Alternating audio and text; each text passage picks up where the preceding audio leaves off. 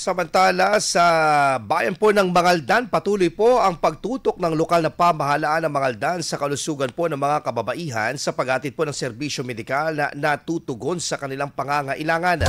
Kamakailan sumailalim po sa libreng breast at cervical cancer screening ang ilang kababaihang Mangaldanenyo sa primary care facility ng bayan na pinangunahan po ng mga opisyal. Sa ilalim nito, tumanggap ng libreng konsultasyon at breast cancer examination at mayroon ding visual inspection ng cervix para sa mga cervical cancer screening ng mga lumahok.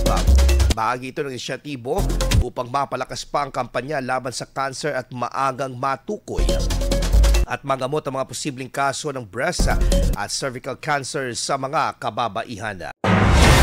IFM News. IFM News. IFM News.